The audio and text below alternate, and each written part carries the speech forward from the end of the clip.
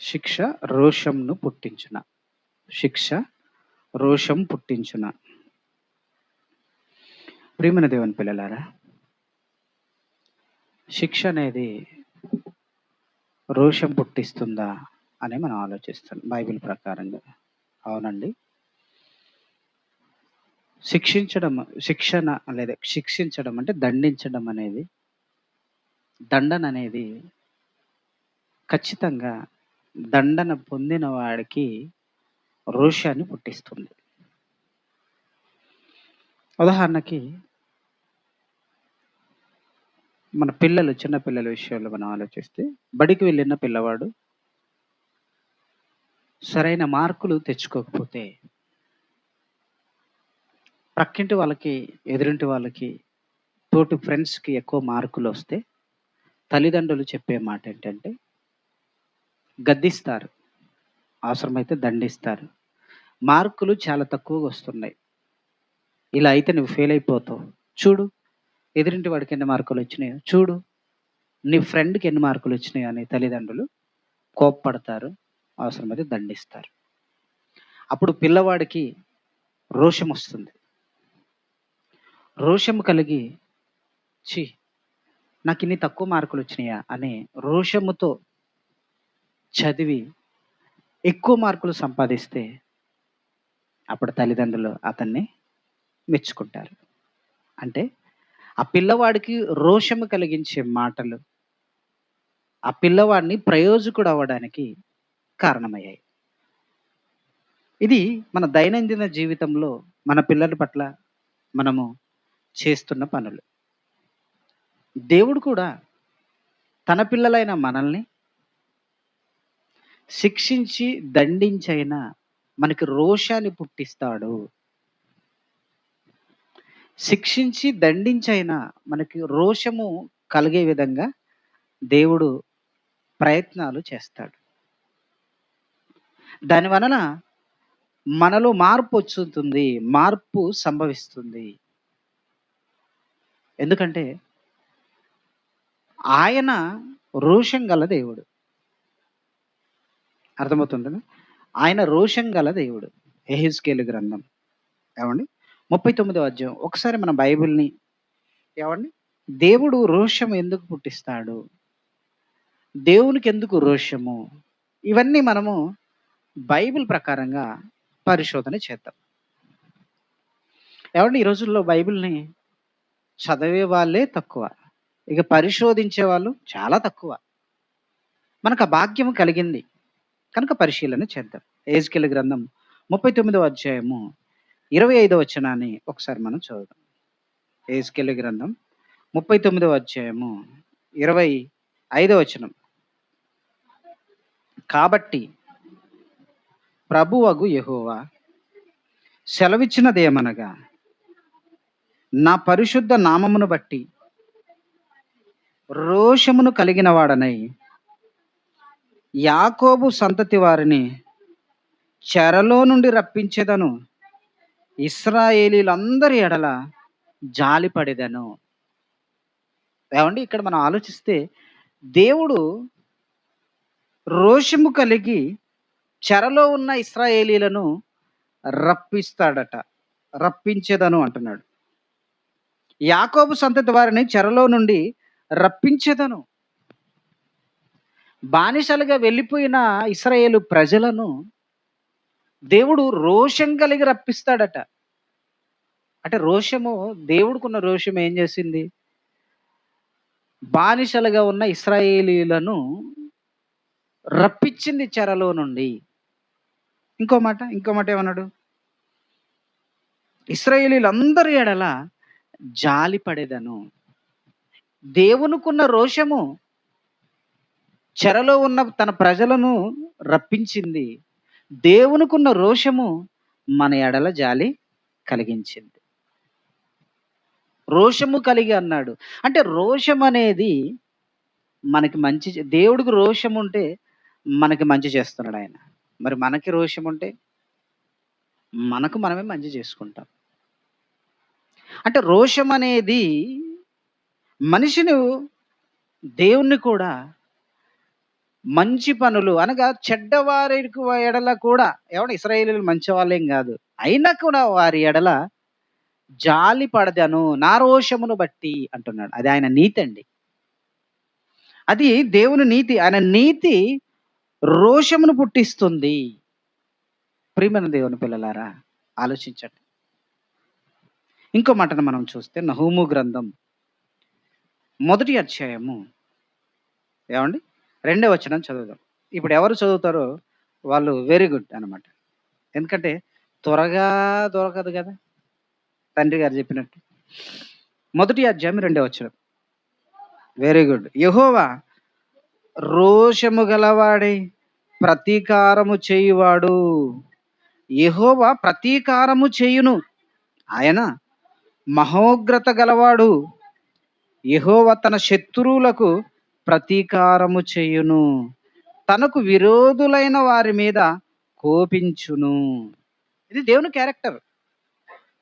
దేవుడు రోషము గలవాడై ప్రతీకారము చేస్తాడు. రోషము గలవాడై అంటే ప్రతీకారము చేసే దేవుడు రోషము కలిగి చేస్తాడు.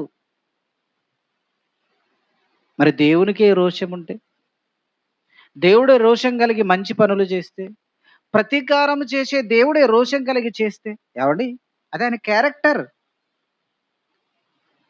క్రింద మనం చదివితే 3వ వచనంలో యెహోవా దీర్ఘశాంతుడు మహాబలము గలవాడు ఆయన దోషులను నిర్దోషులుగా ఎంచడు. అది ఆయన రోషం కలిగి ఎందుకు ప్రతీకారం చేస్తాడంటే ఆయన దోషులను నిర్దోషులుగా ఎంచడు. పాపులను నిర్దోషులుగా ఎంచడు ఆయన. పాపిని ఖచ్చితంగా ఆయన శిక్షిస్తాడు. దోషులను ఖచ్చితంగా ఆయన శిక్షిస్తాడు. ప్రతీకారము చేస్తాడు. ప్రాయశ్చిత్తము చేస్తాడు. అది ఆయన రోషం. మళ్ళీ దీర్ఘశాంతుడు, మహాబలము గలవాడు. ఇది ఆయన క్యారెక్టర్స్ అండి. ఆయనకున్న శాంతము, ఆయనకున్న రోషము అన్నీ మనకు మేలు చేసాయి. కొంతమంది చూడండి, వాళ్ళు కోప్పడితే పనులవుతాయి. వాళ్ళు రోషంగా ఉంటే చక్కగా పని చేస్తారు.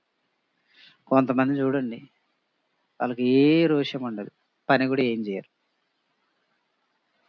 పని కూడా ఏం చేయరు. రోషముతోనేనండి చాలా పనులు చేయగలరు. మనుషులు రోషముతో చాలా పనులు చేయగలరు. ప్రియమైన దేవుని పిల్లలారా, రోషం అనేది మనల్ని ఒక మాట మీద నిలబెడుతుంది.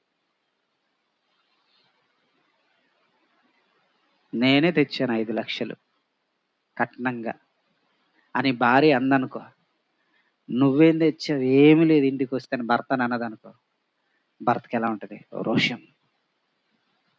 మా అత్తగారి సొమ్ముతో నేను బ్రతుకుతున్నానా, అయితే రేపటి నుండి ముట్టను అంటాడు. అంటే ఆయన అప్పుడు రోషం కలిగి బాధ్యతలు పోషిస్తాడు, కుటుంబ బాధ్యతలు. అలానే భార్య కూడా. అంటే రోషం అనేది ఒక పనిని ఖచ్చితంగా నిలబెట్టి చేసేదే రోషం. ఇప్పుడు ఈ రోషం గురించి మనం ఎందుకు మాట్లాడుతున్నామంటే, మనకు రోషం రావాలని, దేవుని పిల్లలైన మనము రోషము కలిగి ఉండాలని రోషము గల దేవుడు చెప్తున్నాడు. దేవుడైన యెహోవా రోషము గలవాడు అని ఉంది. పౌరుషము గలవాడు, రోషము గలవాడు, రాజీ పడని వాడు పాపం విషయంలో. పరిశుద్ధుడంటే పరిశుద్ధుడే. ప్రియమైన దేవుని పిల్లలారా, ఇప్పుడు మనం ఆలోచిస్తే దేవుడు శిక్షించి మనకు రోషాన్ని కలిగిస్తాడు. దేవుడు మనకు శిక్ష కలగజేసి మనల్ని రోషము కలిగిన వారిగా తయారు చేసి ఆయన పరిశుద్ధులుగా మారుస్తాడు మనల్ని. అందుకనే శిక్ష రోషము పుట్టించునా అని మనం ప్రశ్నించి ఆలోచిస్తాం. ప్రియమైన దేవుని పిల్లలారా, చరిత్రలో కొన్ని సంఘటనలు మనం చూసినప్పుడు నిజంగా దేవుడు ఎన్ని ప్రయత్నాలు చేశాడు ఇశ్రాయేలీయులకు రోషం పుట్టించడానికి. ఇశ్రాయేలీయులు రోషం గలగా వారిగా చేయడానికి దేవుడు ఎన్ని ప్రయత్నాలు చేశాడు. ఒక మాటను మనం చూద్దాం. ఏమండి? రోమపత్రిక 10వ అధ్యాయము రోషం మనకుండాలా అని ఆలోచిస్తే ఉండాలండి. ఈ మధ్య కాలంలో ఒక బోధకుడు క్రైస్తవులుగా మనం ప్రేమ, శాంతి, దయ, కరుణ చూపించాలి గాని,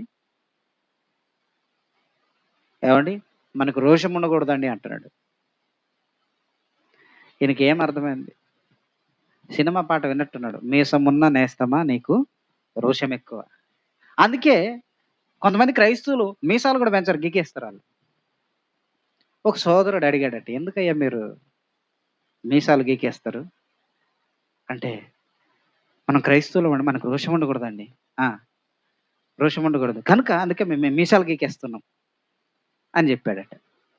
ఏవండీ మీసాలు లేకపోతే రోషం ఉండదా? మీరు చెప్పండి. మీసాలు లేకపోతే రోషం ఉండదా? ఉండదా? ఆడవాళ్ళకి మీసాలున్నాయా?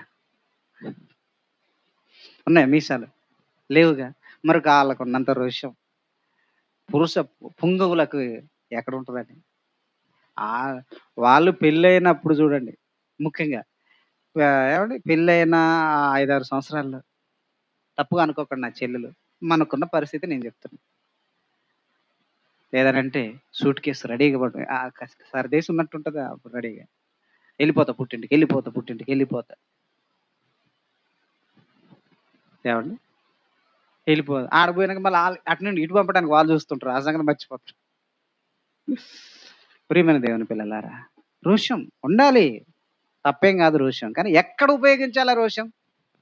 వాళ్ళకి మీసాలున్నాయండి? స్త్రీలకు లేవు. మరి రోషం లేదా? మీసం గీకేస్తే రోషం ఎటు పోయిద్దండి? కనుక మీసాలు పెంచుకుంటూ పోదామా? అలా కాదు. మీసం ఉంటే రోషమని గాదు. రోషం అనేది మనకి తండ్రి నుండొచ్చింది.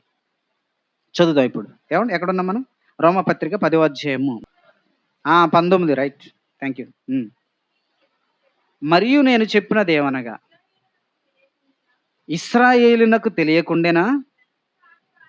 జనము కాని వారి వలన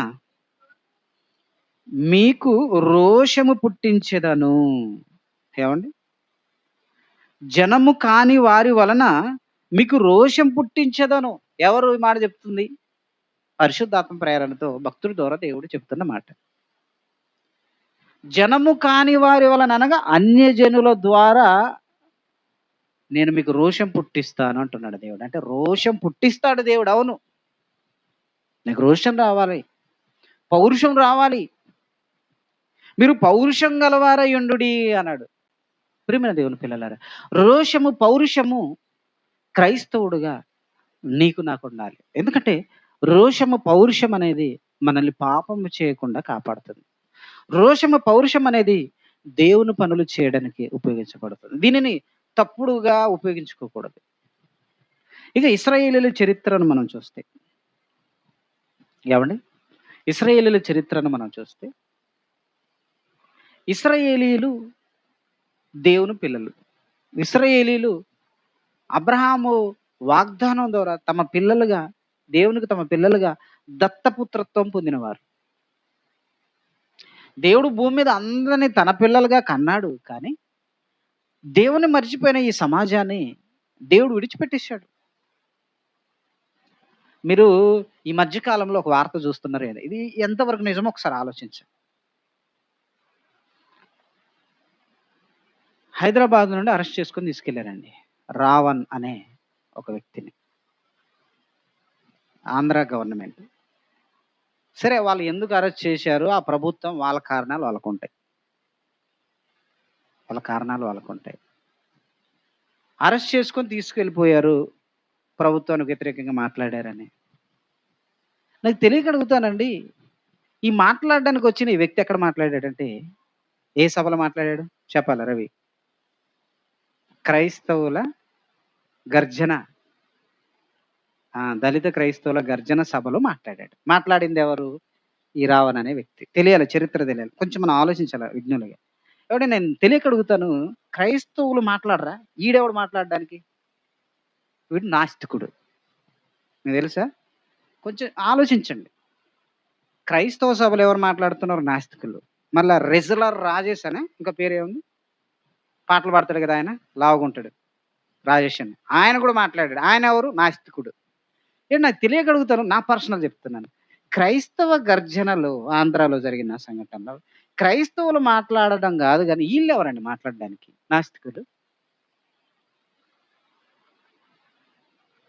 పవన్ కళ్యాణ్ ఏదో అన్నాడంట.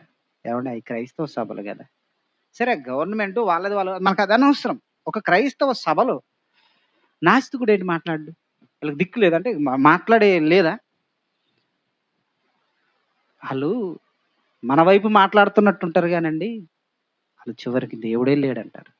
ఆళ్ళని ఎత్తేసుకొనొస్తారు మనోళ్ళు. అందుకే క్రైస్తవ్యం నిర్వీర్యమడిపోవడానికి కారణం ఇలాంటి వారే. నా పర్సనల్ ఒపీనియన్ జెప్తున్నాను. ప్రియమైన దేవుని పిల్లలు, నాస్తికత్వం ఉన్నవాడు ఎప్పటికీ మనకు సపోర్ట్ చేయడాడు. ఇంకా మత ఛాందసవాదైన మనకు సపోర్ట్ జేస్తాడు గానీ, ఎందుకంటే ఎవరినో ఒకరిని నమ్మాడు గదా! ఆస్తికుడు గదా! కాబట్టి ఏదో ఒక రోజున మారుతాడు గానీ, నాస్తికుడు ఎప్పుడు నలుగురిని మార్చేస్తాడు. ఈయన ఒక ప్రశ్న వేశాడు. ఈ రావణ అనే అతను ఒక ప్రశ్న అనే పేరుతో ఏదో ప్రశ్నించాడు. ఆ ప్రభుత్వానికి వ్యతిరేకంగా ఉందో ఏందో మనకు తెలియదు. అదంతా మనకు అనవసరం. కానీ విషయం ఏంటంటే ఒక క్రైస్తవ సభలో నాస్తికుడు మాట్లాడడేంటండి? నా బాధండి అది. క్రైస్తవుడుగా మనకి లేదా మాట్లాడేది? మనకు హక్కులున్నాయి గదా! ప్రియమైన దేవుని పిల్లలారా, ఆలోచించండి. సమాజం పరిస్థితిని కూడా మనం ఆలోచించాలి. కనుక ఇలాంటి పరిస్థితుల మధ్య క్రైస్తవుడా నీకు రోషం రాదా? ఎవడో నాస్తికుడొచ్చి మాట్లాడాలా? నువ్వు మాట్లాడలేవా? రాజ్యాంగం నీకు తెలీదా? నీకు రావాల్సిన హక్కులు నువ్వు అడగలేవా? దీవించమంటే దీవిస్తారండి చేతులెత్తి మరి. ప్రసంగం చేసినట్టే ఉంటది మన పాస్టర్లు మాట్లాడితే. ఎలా ఉంటది? ప్రసంగం. యెహోవా దేవుడు రోడ్డు మీద మరి నిలబడి దీవించును గాక నువ్వెవరా అనడానికి? దేవుడు ఎవరిని దీవిస్తాడు? ఆశీర్వదింపబడిన వారులారా, అప్పుడప్పుడు చర్చిల ముందు ఈ వాక్యం ఉంటది. ఆశీర్వదింపబడిన వాడా లోపలికి రమ్ము. లోపలికొచ్చినోళ్ళని ఆశీర్వదిస్తాడు తప్ప దేవుడు. కనపడ్డ ప్రతి ఒక్కరిని దేవుడు మిమ్మును ఆశీర్వదించును గాక చెప్పడం కూడా వేస్ట్. ప్రియమైన దేవుని పిల్లలారా, రోషము రావాలి. పౌరుషం కలిగి ఉండాలి. క్రైస్తవుడుగా పౌరుషంగా ఉండాలి.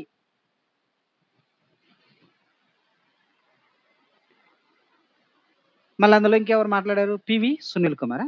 ఆయన నాస్తికుడే. వీళ్ళేంటంటే మనలో లేరేంటి? నా బాధ ఏంటంటే నా పర్సనల్ ఒపీనియన్. మన క్రైస్తవులు మాట్లాడరా? మాట్లాడరు. ఎందుకంటే చట్టాలు కూడా తెలియవు. తెలుసుకోవాలి. సరే అది మనం పక్కన పెడితే, దేవుడు రోషము కలిగించడానికి అన్యజనులకు ఇశ్రాయేలీయులను అప్పగించేశాడు. ఎందుకంటే ఎంత చేశాడండి దేవుడు. మనము దేవుడు యొక్క గొప్పతనాన్ని అనగా తండ్రి అయిన దేవుడి యొక్క గొప్పతనాన్ని మనం తెలుసుకోవాలంటే ఖచ్చితంగా ఇశ్రాయేలీయుల చరిత్ర మనం మాట్లాడకుండా ప్రసంగం అవ్వదు. ఇక టూకుకి మనం ఆలోచిస్తే ఐగుప్తులో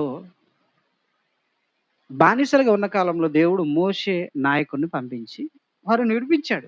వాళ్ళ కళ్ళ ముందు 10 అద్భుతాలు జరిగించాడు. ఎర్ర సముద్రాన్ని పాయలు చేశాడు. ఇక అరణ్యంలో మారాని చేదు జలము దగ్గర ఏవండి తియ్యటి నీరుగా మార్చాడు. ఇవన్నీ కన్నులారా చూసి, చెవులారా విని, అనుభవించిన వాళ్ళు చివరికి వాళ్ళు సుమారుగా ఒక సంవత్సరం రోజుల్లోనే వాళ్ళు పాలు తేనెలు ప్రవహించి కనాను దేశం బోర్డర్‌కొచ్చారు. అదే మోయాబు మైదానం. అక్కడికొచ్చిన తర్వాత గోత్రానికి ఒకరు చొప్పున పెద్దలను 12 మందిని పంపిస్తే వాళ్ళెళ్ళి కనాను దేశంలో ఉన్న వారితో మీరు యుద్ధం చేసి దాన్ని ఆక్రమించాలని దేవుడు చెప్తే, వేగుల వారుగా దేవుడు యెహోషువ వారిని పంపిస్తే క్షమించండి. అప్పటికి మోషే గారు పంపిస్తే 10 మంది చెడ్డ సమాచారం తెచ్చారు. అనగా వారు ఉన్నత దేహులు. వారితో మనం యుద్ధం చేయలేము. ఆ దేశాలు పెద్దగా ఉన్నాయి. వారిని మనం గెలవలేము. ఇదిగో వారితో యుద్ధానికి వెళ్తే మనం చనిపోతామనే ఒక చెడ్డ సమాచారం తెచ్చారు. యెహోషువ, కాలేబు ఇద్దరు మాత్రమే దేవుడు మన పక్షాన ఉన్నాడు. మనల్ని గెలిపిస్తాడు. అంతకంటే గొప్పవారిని దేవుడు మన చేతికి అప్పగిచ్చాడు గదా! అని వాళ్ళు ప్రజలను ధైర్యపరిచారు. ఈ మాటలు విన్న తర్వాత మోషేనే సాష్టాంగ నమస్కారం చేసి, ఇశ్రాయేలు ప్రజలారా మీరెందుకు తప్పుడుగా అర్థం చేసుకుంటారు? దేవుడు ఐగుప్తులో 10 అద్భుతాలు జరిగించారు గదా కళ్ళ ముందు. ఎర్ర సముద్రాన్ని పాయలు చేశారు గదా! ఆఫ్టర్ ఆల్ వీళ్ళెంతండి? కనాను వాళ్ళెంతండి? ఐగుప్తులో ఉన్న వాళ్ళే బలవంతులు గదా! అప్పటికి నాగరికత కలిగిన దేశం గదా! ఆ ఐగుప్తులో ఉన్న ఫరో రాజునే దేవుడు ముప్పు తిప్పలు పెట్టి చివరికి తొలి కుమారుని కూడా చంపేసే కాడికి వాడిని తెప్పించాడు కదా! ఎందుకు మీరు అధైర్యపడతారని మోసే చెప్పవలసిన పరిస్థితి వచ్చింది.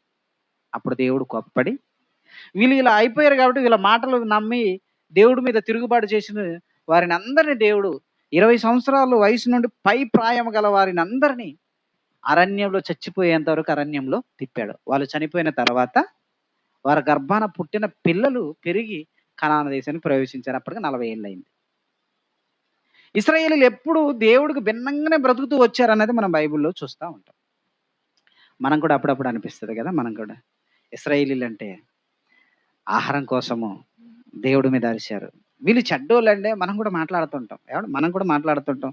ఆళ్ళ జీవితాలు చూసి అప్పుడప్పుడు నవ్వుతా ఉంటాం చదివినప్పుడు. కానీ నిజానికి అక్కడ మోషే గారి కాలంలో ఉన్నవారే చివరి వరకు లేరు. మీకు విషయం తెలియాలి. విషయం ఏంటంటే మోషే గారి కాలంలో ఉన్న సమకాలికులు, నా మాట అర్థమవుతుంది కదా! సమకాలికులు అంటే మోషేతో బ్రతికిన వారు అరణ్యంలో చంపబడ్డారు. యెహోషువ, కాలేబు తప్ప. అర్థమైందా? 20 సంవత్సరాలు పై ప్రాయం కలిగిన వారందరూ చచ్చిపోయారు అరణ్యంలో. మరి మిగతావి ఎవరంటే వారి గర్భాన పుట్టిన పిల్లలు పెద్ద అయ్యి ఎక్కడికొచ్చారు? కనానుకు ప్రవేశించారు. కనానుకు ప్రవేశించిన తర్వాత మరి వారి తండ్రులు ఎవరు? మోషే గారి సమకాలికులైన మరణించిన వాళ్ళ తండ్రులు చూసిన వాటిని వాళ్ళ పిల్లలకు చెప్పాలి.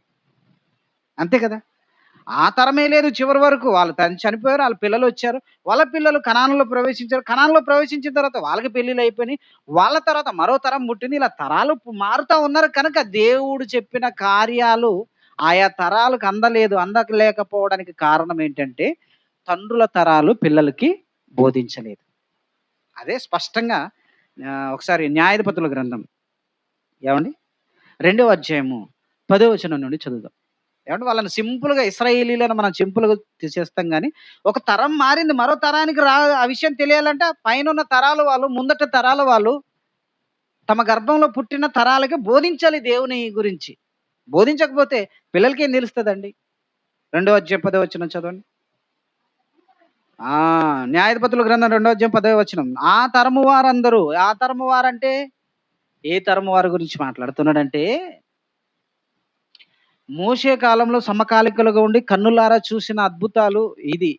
ఆ తరము వారందరూ మరణించారు. వారి కడుపున పుట్టిన పిల్లలు ఇదిగో కనానుకొచ్చారు. వీర గర్భాన పిల్లలు పుట్టారు. వీళ్ళెలా ఉన్నారంటే ఆ తరము వారందరూ తమ పితరుల యొద్దకు చేర్చబడిరి. వారి తర్వాత యెహోవానైనను ఆయన ఇశ్రాయేలీయుల కొరకు చేసిన కార్యములనైనను ఎరుగని ఒక తరము పుట్టగా, ఎరుగని ఒక తరము పుట్టగా. అంటే చివరికి దేవుని పిల్లలని చెప్పుకుంటున్న ఇశ్రాయేలీయుల వాళ్ళ కడుపులో పుట్టిన పిల్లల పరిస్థితి ఎలా ఉందంటే, యెహోవానైనను ఈ మాట చూడండి ఎంత బాధను కలిగిస్తదండి చదివినప్పుడు. ఎందుకంటే ఎంత చేశాడండి? ఎప్పటికది న్యాయాధిపతుల గ్రంథానికొచ్చేసరికి న్యాయాధిపతుల గ్రంథం అంటే మోషే గారు 40 ఏళ్ళు వాళ్ళని నడిపించి కనానుకు ప్రవేశించే ముందే చనిపోయాడాయన. ఆయన తర్వాత యెహోషువ వచ్చాడు. యెహోషువ న్యాయాధిపతిగా ఉండి వాళ్ళను నడిపించాడు. నడిపించిన తర్వాత సంఘటనే ఇది. అనగా మూడో తరానికే సుమారుగా మనం ఆలోచిస్తే. లేదా 3, 4 తరానికి అనుకుందాం. మోసే తరం గాకుండా ఆయన తర్వాత వచ్చిన తరము, ఆయన తర్వాత వచ్చిన తరం. 3, 4 తరాల్లోనే యెహోవానైనను, ఆయన కార్యములనైనను ఎరుగని ఒక తరం ఎక్కడ పుట్టిందట? యెహోవా జనులలోనే పిల్లలు. యెహోవా ఎవరు? ఆయన చేసిన కార్యాలేంటి? తెలియని పిల్లలుగా వాళ్ళ పిల్లలున్నారట. మరి యెహోవా తెలియనప్పుడు, ఆయన చేసిన అద్భుతములు, ఐగుప్తులో చేసిన కార్యములు తెలియని పిల్లలు ఇక దేవుడి మీద ఏం భక్తి ఉంచుతారండి? వాళ్ళిక దేవుడి గురించి ఏం జెప్తారు? అది చాలా బ్యాడ్ అనమాట. చాలా దారుణం. కనుక ఇంక వాళ్ళ దేవుడి గురించి ఏం చెప్తారు? ఎందుకంటే వాళ్ళ చేతిలో ఏమైనా బైబిల్ ఉందా అండి? మనలాగా ఆ తరంలో జరిగిన సంఘటన మనలాగా ద్వితీయోపదేశకాండం, నిర్గమకాండం చదవడానికి బైబిల్ లేదు కదా! తల్లిదండ్రులే చెప్పాలి. వాళ్ళు చెప్పలేదు. కనుక యెహోవానైనను, ఆయన చేసిన కార్యములైనను ఎరుగని తరాలు పుట్టుకొచ్చాయి. ఇప్పుడు వాళ్ళేం జెప్తారింకా? ఆ పుట్టిన వాళ్ళకే తెలియదు యెహోవా ఎవరో. ఇక యెహోవా గురించి ఏం చెప్తారు? అంటే దేవుడు ఐగుప్తులో జరిగించిన అద్భుతాలన్నీ చెప్పవలసిన తరము చెప్పకుండా చనిపోయారు. ఎలా ఉంటది చెప్పండి? అందుకనే దేవుడు ఉన్న కొంతమంది యెహోషువ, కాలేబు మాత్రమే ఉన్నారు వృద్ధులైపోయి. తర్వాత వాళ్ళ పిల్లలకి వాళ్ళు చెప్పారు. ఈ కొంతమంది ఎవరైతే ఉన్నారో యాజకులు, వారి ద్వారా దేవుడు చెప్పించడం ప్రారంభించారు.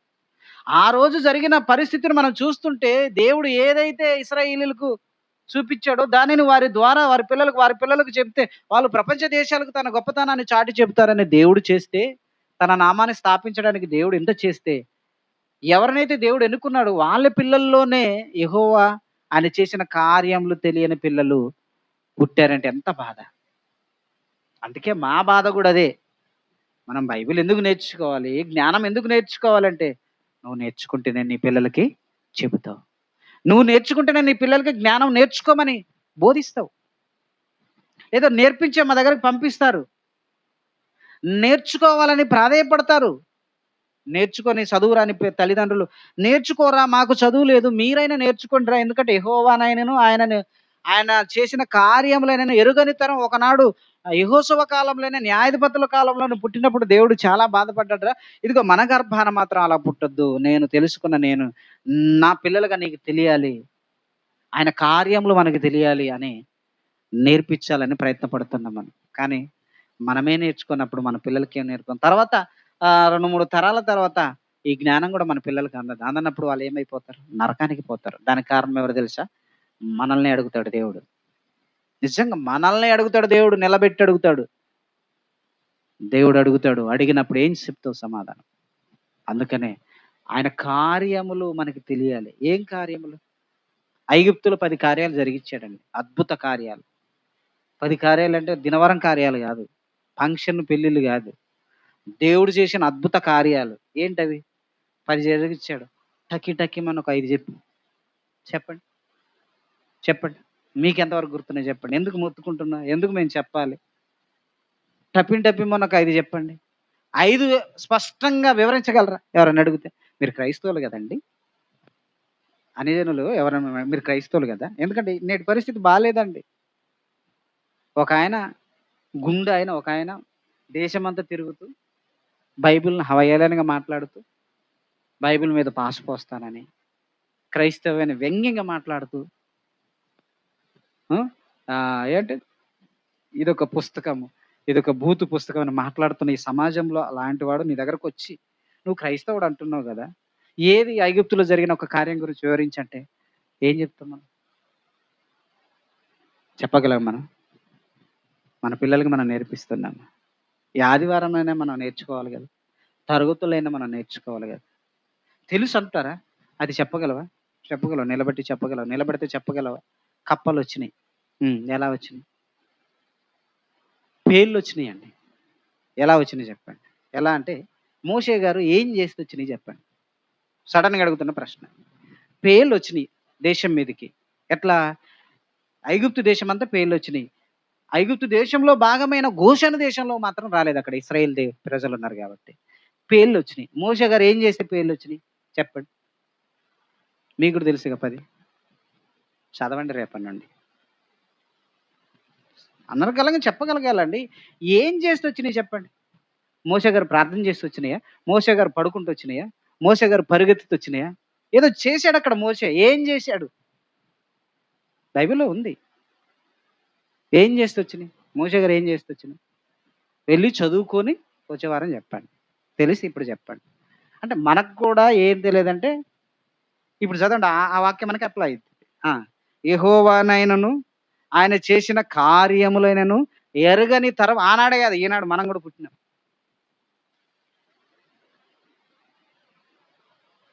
పేర్లొచ్చినియి. ఎలా వచ్చినియి? ఏంటి అన్నది చదవండి 10 అద్భుతాలు. ధూళిని కొట్టాడట. ధూళిని కొడితే అది పేలుగా మారిపోయినియి. అంటే బైబిల్‌లోనే ఉన్నాయి.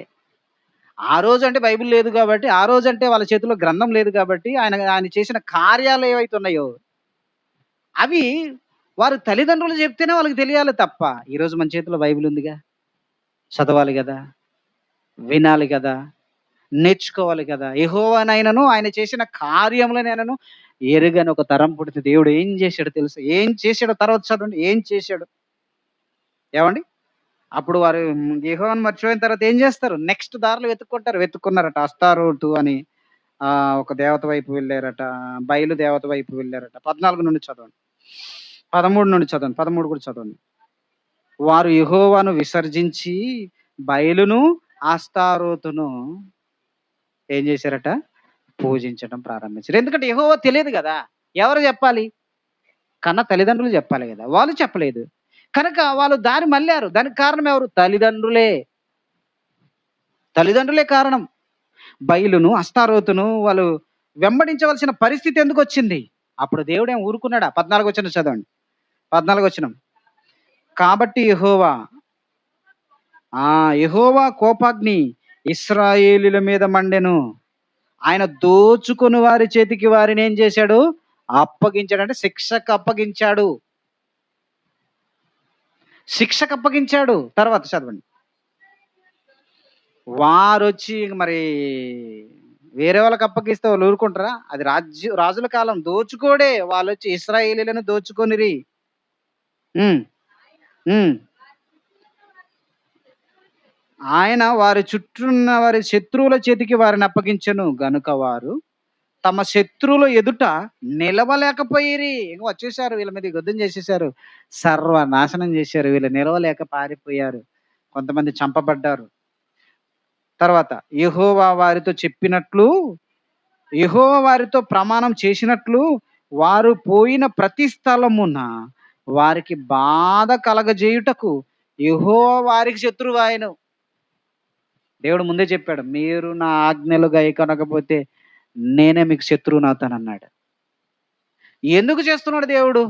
ఎందుకు అప్పగిస్తున్నాడు దేవుడు? వారిని శిక్షలోకి ఎందుకు అప్పగిస్తున్నాడు దేవుడంటే, అప్పుడైన రోషము కలగాలని. రోషం పుట్టాలని. కొందరికి మాత్రమే వచ్చింది రోషం. కొందరు మాత్రమే ఆలోచించారు. ప్రార్థించారు దేవుడికి. కనుక మనం దేవుణ్ణి అనుసరిద్దాం. మన దేవుడుని అనుసరించకపోవడం వలనే ఇదిగో మనకి పరిస్థితి వచ్చిందని కొందరు భక్తులు రోషముతో ప్రజలకు ఆయన గురించి చెప్పడం ప్రారంభించారు. అప్పుడు దేవుడు న్యాయాధిపతులను పుట్టించెను. మరలా వారిని రక్షించాడు దేవుడు. ఏమండి? 18, 16 వచనం. ఆ కాలంలో యెహోవా వారి కొరకు న్యాయాధిపతులను పుట్టించెను. వీరు దోచుకొని వారి చేతిలో నుండి ఇశ్రాయేలీయులను ఏం చేశారు? రక్షించారు. అంటే విడిచిపెట్టడానికి కాదు, వాళ్ళకి రోషం కలగాలని దేవుడు వాళ్ళని అప్పగించాడు. ఎందుకంటే వాళ్ళని పుట్టించిన దేవుణ్ణి వాళ్ళు మరిచిపోయారు. ఎందుకు మరిచిపోయారంటే తల్లిదండ్రులు చెప్పలేదు వారి దేవుడెవరు. తల్లిదండ్రులు బోధించలేదు ఆయన కార్యాలేంటో. మరి మనకు తెలుసండి. నిజంగా మనకు తెలుసా దేవుడు బైబిల్‌లో జరిగించిన అద్భుత కార్యాలు స్పష్టంగా, వివరంగా ఒక వ్యక్తికి నిలబెట్టి మనం చెప్తే అర్థమయ్యే విధంగా మనం చెప్పగలమా?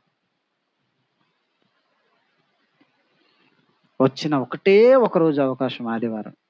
ఈ ఆదివారమైనా మనం మంచిగా నేర్చుకుని, ఆ 4 మాటలైనా నలుగురికి చెప్పే జ్ఞానాన్ని మనం సంపాదించగలిగితే, నలుగురికి వద్దులేండి. మన కుటుంబంలో మన పిల్లలకి, పిల్లలు పెద్దవాళ్ళైతే మాకేం లేదు అనుకోకండి. మన వాళ్ళకి కూడా నేర్పించాలన్నాడు దేవుడు. అందుకే నేడు నేను మీకు ఆజ్ఞాపించి ఈ మాటలు నీ హృదయంలో ఉండాలి. నీ పిల్లలకు, నీ పిల్లల పిల్లలకు వాటిని నేర్పించాలి. వారు కూర్చుంటున్నప్పుడు, లేచినప్పుడు, పండుకొనున్నప్పుడు వాటి గురించి మాట్లాడాలంటే మనమేం మాట్లాడుతున్నాం? మనం మాట్లాడుతున్నామండి? ఏవండీ? మనం మాట్లాడుతున్నామా? పడుకునేటప్పుడు మాట్లాడతాం దేని గురించి? మన వ్యాపారం, మన పని, మన ఉద్యోగం దీని గురించి. ప్రియమైన దేవుని పిల్లలారా ఆలోచించండి. అన్యాయం చేస్తున్నాం దేవుడికి. దేవుడు అందుకే మనలకు రోషం రావడానికి మనల్ని శిక్షకు అప్పగిస్తాడు. ఎలా అప్పగిస్తాడు? ఏవండి? యోబు గ్రంథం 33వ అధ్యాయం 19వ వచనం. యోబు గ్రంథం 33వ అధ్యాయం 19వ వచనం. వ్యాధి చేత మంచం ఎక్కుట వలనను ఒకని ఎముకలలో ఎడతెగని నొప్పులు కలుగుట వలనను వాడికి ఏమవుతుందట? శిక్షణము. వ్యాధి చేత నువ్వు మంచం ఎక్కుతే తెలుస్తుంది నీకు. అందుకే నీకు మంచం ఎక్కిస్తాడు నిన్ను. శిక్షిస్తాడు దేవుడు. ఒకనాడు ఇశ్రాయేలీయులనే కాదు, మనకు కూడా అదే ట్రీట్మెంట్ ఇస్తాడు. అప్పుడు రాజ్య పాలన గనక బానిసలకు అప్పగిచ్చాడు. ఇప్పుడు ఏ పాలన? క్రీస్తు పాలన గనక మనల్ని రోగాలకు అప్పగించొచ్చు. ఇంకా శత్రువులుగా అంటే అంటే మత ఛాందసవాదులకు అప్పగించొచ్చు. లేదా అప్పులకు అప్పగించొచ్చు. నీకు ఏ లాభం రాట్లేదు. ఎంత చేసినా రాట్లేదా? చిల్లు సంచిలో పూసినట్టే ఉందా? అయితే నువ్వు అప్పగింపబడ్డావు. ఎందుకంటే నువ్వు రోషము కలిగి లేవు గదా! వ్యాధి చేత ఒకడు మంచం ఎక్కుట వలన వాడి ఎముకల్లో ఎడతెగని నొప్పులు కలుగుట వలన అప్పుడు అర్థమైద్దాడికి శిక్షణము నొందుతాడు వాడు. శిక్షణము. అప్పుడు రోషమొస్తది. చంపేయడండి దేవుడు. ఎందుకంటే ఏ తండ్రి పిల్లల్ని చంపాలనుకోడు. అప్పగిస్తాడు. మంచం ఎక్కితే ఆ బాధ తెలుస్తదండి. వృద్ధాప్యం వస్తే ఆ బాధ తెలుస్తది. చెప్తాను నేను. ఈ మధ్య కాలంలో ఒక వీడియో చూశాను నేను. 1990లో అమెరికా దేశంలో బాడీ బిల్డర్ అతను. ఈ 2025లో పోయిన సంవత్సరం ఏం చేశారంటే, ఒక పెద్ద మీటింగ్ ఏర్పాటు చేసి బాడీ బిల్డర్స్‌లలో మీటింగ్ ఏర్పాటు చేసి ఈయనకి అవార్డ్ ఇచ్చి ప్రసంగం చేయమని చెప్పి, దానికి ముందు ఆయన 1990లో బాడీ బిల్డర్‌గా ఉన్నప్పుడు ఎలా ఉన్నాయంటే కండలు తిరిగున్నాడు. చిన్న డ్రాయర్ ఒకటి ఏసుకుంటారండి. మిగతా అంతా కండలే చూపిస్తారు కదా! కండల వీరులు బాడీ బిల్డర్స్ అంటారు. ఆ వీడియోస్ అన్నీ చూపిచ్చారండి. ఆయన తీసుకున్న సీల్స్ అన్నీ చూపిచ్చారు ఎల్ఈడీలో. ఇప్పుడు మాట్లాడమని ఈయనకిచ్చారు. ఇప్పుడు ఈయనకి వయసు వచ్చేసరికి వృద్ధాప్యం అయిపోయింది. ఇప్పుడు ఎలా ఉన్నాడో తెలుసా? ఇలా ఉన్నాడు. అయినా గాని ఇలా అంటుండు చేతులు. చూస్తే కట్టె పుల్లలు ఉన్నట్టున్నాయి. కాళ్ళు గూడా ఇలా. ఆ! అదే. వీళ్ళందరూ ఏంటి? గొప్పవాళ్ళుగా ఉన్నోళ్ళు. ఇప్పుడు ఈయనకేం చేశారంటే ప్రసంగించమని మైక్ ఇచ్చారండి. అయన్నీ చూసాడండి. తనను తాను చూసుకున్నాడు. ప్రసంగించలేక బోరుమని ముందుకు పడి ఏడుస్తున్నాడు. ఇంక యవ్వనంలో ఉన్నావనుకుంటున్నావేంది? ఆ! యవ్వనంలో ఉన్నప్పుడు ఇల్లు పీకి పందిరేత్తావు నువ్వు. ఇదే జీవితం అనుకున్నాడాయన. కానీ వృద్ధాప్యం ఒకటిచ్చాడు దేవుడు నీకు మనిషికి. అప్పుడు ఆయన కాలు ఆయన ఇప్పుడు చూపిస్తున్నాడు కండలు ఏమి లేవు. నడవలేకపోతున్నాడు. వీల్ చైర్ పట్టుకొనొచ్చాడు. ఏంటి నా బ్రతుకంటే, మరి ఇదే నీ బ్రతుకు. నువ్వెప్పుడు ఇలా ఉండననుకున్నాడేమో. పొరపాటది. ఎప్పుడు అలా ఉండం. అందుకే దేవుడు మనకి బాల్యం ఇచ్చాడు, యవ్వనం ఇచ్చాడు, వృద్ధాప్యం ఇచ్చాడు. బాల్యంలో చెంగుమని దూకుతుంటావు. బాల్యంలో చెంగుమని దూకుతుంటావు. మావోడు చూడండి ఉపదేశం. ఆగరంటే ఆగడు. ఈడు ఉరుకుతా ఉంటాడు ఈడ నుండి ఆడికి. చిన్నప్పుడు నేను అట్లే ఉరికాను. ఇప్పుడు ఉరకాలనిపిస్తది గానీ ఏడ ఉరుకుతాం? ఇది నాది బాల్యం గాదు గదా! నడుచుకుంటూ ఎళ్తుంటాం. వృద్ధాప్యానికొస్తే నడక గూడా కష్టమే. ఒక గ్లాసు నీళ్ళు తీసుకొని ముసలోడిని తాగమని ఇచ్చారండి. అది పట్టుకొని యుద్ధమే చేస్తుండాయన. ఇటు ఇటు ఇటు ఇటు ఇంకా రాట్లేదు. ఇటు ఇటు లేపుతున్నాడు. ఎందుకు తెలుసా? ప్రతి ఒక్కరిది అదే పరిస్థితి. ఈ శరీరం ఎప్పుడు బలంగా ఉండదు. బలహీనమైపోతది. అలాగనే మంచం ఎక్కినప్పుడు గూడా నీకు అన్ని పాఠాలు కనపడతాయి. దానికి వృద్ధాప్యము, బాల్యం గాదు. నువ్వు మంచం ఎక్కు ఒకసారి. మంచం ఎక్కు. ఎక్కిస్తాడు దేవుడు. ఖరీదైన రోగాలిస్తాడు. ఖరీదైన వాళ్ళకి. క్యాన్సర్. ఖరీదైన రోగం. ఎవరికొస్తది తెలుసా? ఖరీదు హాస్పిటల్‌కెళ్ళే వాళ్ళకే వస్తది. మనకొచ్చిందనుకో ట్రీట్‌మెంట్ కంటే చచ్చిపోవడం బెటర్ అని. ఆ! ప్రియమైన దేవుని పిల్లలారా! ఎందుకు దానికి వైద్యం లేదు దానికి. ఏదో పైన కీమోథెరపీలు ఫస్ట్ స్టేజ్‌లో ఉంటే కొంచెం ప్రయత్నం ఓకే. కొంచెం రికవర్ అవ్వచ్చట. గానీ సెకండ్, థర్డ్‌కొచ్చిందంటే ఇంకెప్పుడు చచ్చిపోతాడని చూసుకుంటూ ఉండాలి. ముద్రగడ ఏమంటే పద్మనాభరెడ్డి. ఆయన చనిపోయాడు మొన్న. పెద్ద మంత్రి మన ఉమ్మడి రాష్ట్రంలో. ఆయన కూడా క్యాన్సర్. ఆయన భార్యకి క్యాన్సర్. ఇవన్నీ వింటున్నప్పుడు అనిపిస్తా ఉంటది. వాళ్ళు కారులలో మంత్రులు వాళ్ళకేమనుకుంటాం గానీ ఆళ్ళకుంటాయి పెద్ద పెద్ద ఏవండీ ఖరీదైనోళ్ళకి మనకు తెలియకుండా ఖరీదైన రోగాలుంటాయి. వాళ్ళు కారులో కనపడుతుంటారు గానీ మనకి ఆళ్ళకి ఖరీదైన రోగం ఉంటది. దానికి వాళ్ళు నలిగిపోతా ఉంటారు. ఇప్పుడు చదవండి మనసులో పెట్టుకొని. వ్యాధి చేత ఒకడు మంచం ఎక్కుట వలన వాడి ఎముకల్లో ఎడతెగని నొప్పులు కలుగుట వలన ఏం కలుగుతుందట? శిక్షణము పొందుతాడు. రోషమొస్తది అప్పుడైనా. రోషం రావాలని దేవుడు ఇది చేస్తాడు. అందుకే ప్రతి మనిషిని దేవుడు మంచం ఎక్కిస్తాడు. కంచం దూరం చేస్తాడు. మంచం ఎక్కితే అన్నం తినకండి అంటారు కదండీ! కంచం దూరం అయింది. అప్పుడు తెలుత్తా ఉంటది. ఏం తినాలి అన్నం తినకుండా? మందులు తినాలి. ఫ్రూట్స్ తినాలి. మనం కంచం నిండా తిన్న అలవాటు కదా! ఏది ఏమైనా నీసు లేకపోతే అవ్వట్లేదండి. నీసు తింటే పోతాం అన్నాడనుకో డాక్టర్ ఏం చేస్తాడు చచ్చినట్టు? మానేస్తాడు. కొంతకాలం. ప్రియమైన దేవుని పిల్లలారా, వ్యాధి చేత మంచం ఎక్కితే తెలుస్తది మనకి. శిక్షణము నొందుతావు రోషం రావాలని. అలా వ్యాధి వలన నీలో మార్పొస్తుంది అంటున్నాడు దేవుడు. మరి ఆయన శిక్ష అనేది మనకు రోషం పుట్టించాలి. ఏవండీ? రోషం పుట్టించేదిగా ఉండాలి. ఎందుకంటే ఆయన మనకు తండ్రి. కుమారులైన వారందరూ తండ్రి శిక్షలో పాలు పంపులు పొందాలి. తండ్రి శిక్షింపని కుమారుడు ఎవడు అన్నాడు. హెబ్రీ పత్రికలో అయితే కుమారులందరూ శిక్షలో పాలు పంపులు పొందాలి. పొందని ఎడల వాళ్ళు దుర్బీజులే. అంటే దేవుడు తాను శిక్షించాలి. శిక్షిస్తేనే మనకు రోషం రావాలి. రోషం వస్తేనే మనము మరలా మార్పు చెంది ఆ పాపాన్ని విడిచిపెడతామంటాడు. యోబు గ్రంథం ఏవండి 34వ అధ్యాయం. యోబు గ్రంథం 34వ అధ్యాయము 31వ వచనం చదువుదాం. ఒకడు నేను ఇకను పాపము చేయను, శిక్ష నొంది తిని ఇకను పాపము చేయను అంటాడు. అది ఎందుకంటే శిక్ష అలా ఉంటది. శిక్ష అలా ఉంటదండి. సడన్‌గా మీరే ఉన్నారు. 2 కిడ్నీలు నిండా రాళ్ళున్నాయి. Operation చేయాలన్నారనుకో doctor. అప్పుడు మీకెలా ఉంటది? అప్పుడు డ్యూటీకెళ్ళాలనిపిత్తదా? వ్యాపారాలను చేయాలనిపిత్తదా? అప్పుడు అయన్నీ పక్కన పెట్టి, ముందు నా కిడ్నీలో ఉన్న రాళ్ళు ఎలా కరిగించాలి నేను? ఏం తాగాలి? ఏం తినాలి? ఎందుకంటే వచ్చినియి లోపల రాళ్ళు. సైజ్ చూసి చాలా పెద్దగుంది. నీళ్ళు తాగితే పడవు. మందులకు పోవు. ఆపరేషనే చేయాలన్నాక ఎట్లుంటది? మరణశయం మీదకి వెళ్ళిన వాడికి తెలుస్తది ఆ బాధ. మనం ఎళ్ళలేదనుకుంటున్నామా? ఆ పరిస్థితికి మనము రావద్దు. శిక్షణం అనేది శిక్ష అనేది వచ్చిందో మనకు రోషం రావాలి ఇంకా దేవుడి కోసం. అయ్యో! నా తప్పిదం వల్లే నేను ఇలా అయిపోయాను. నా తప్పిదం వల్లే ఇలా అయిపోయానని నువ్వు మారు మనసు పొంది, ఇంకా నువ్వు రోషము కలిగి దేవునికి నువ్వు ప్రమాణం చేసి నీ జీవితాన్ని బహుగా నువ్వు కట్టుకోవాలి. అదే యోబు గ్రంథం 5వ అధ్యాయం 17వ వచనం. యోబు గ్రంథం 5వ అధ్యాయం 17వ వచనం ముగించుకుందాం. యోబు గ్రంథం 5వ అధ్యాయం 17వ వచనం. ఏవండి? దేవుడు గద్దించు మనుష్యుడు ధన్యుడు. కాబట్టి సర్వశక్తుడగు దేవుని శిక్షను ఏం చేయకూడదు? తృణీకరించకూడదు. నీకు శిక్ష వచ్చింది కదా అని దేవుడు లేడు, పాడు లేడు అనకు. సర్వశక్తుడగు దేవుడు నిన్ను శిక్షిస్తాడు. దాన్ని తృణీకరించకు. రియలైజ్ అవ్వు. పౌరుషం తెచ్చుకో. ఎవడు మనకి ఏం జరిగినా మన తప్పిదం వల్లే జరుగుతది తెలుసా?